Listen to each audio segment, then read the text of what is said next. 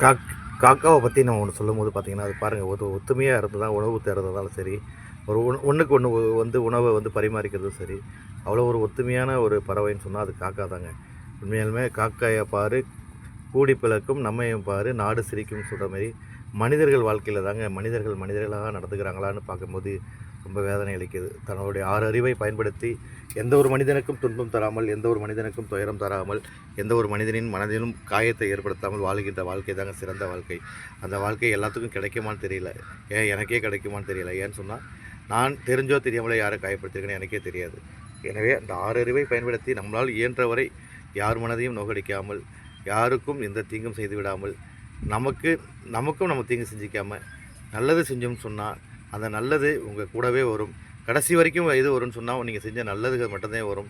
தீமைகள் ஒருபோதும் உங்கள் கிட்டக்கே வராது. அது பிறரை கெடுக்கக்கூடிய விஷயமாக தான் இருக்கும். எனவே நம்ம நல்லது செய்வோம், நன்மையை செய்வோம். நன்மை எந்த புறத்தில் இருந்தாலும் அந்த நன்மை நமக்கானது, நம் குடும்பத்துக்கானது, நம் சந்ததிகளுக்கானது, நம் நாட்டுக்கானது. ஒவ்வொரு மனிதனும் இந்த நாடு நல்லா இருக்கணும், இந்த தேசம் நல்லா இருக்கணும், இந்த தேசம் மகிழ்ச்சியாக இருக்கணும்னு சொன்னால் முதல்ல நம்ம நல்லா இருக்குமா, நம்ம தீமையை நோக்கி நகராமல் இருக்குமா, நம்ம பிறருக்கு எதை துன்பம் தராமல் இருக்குமா, நம்ம பேராசைப்படாமல் இருக்கிறோமா அப்படிங்கிறத பார்த்துக்கிட்டோன்னு சொன்னாலே நாடு வளர்ச்சி கண்டுவிடும்.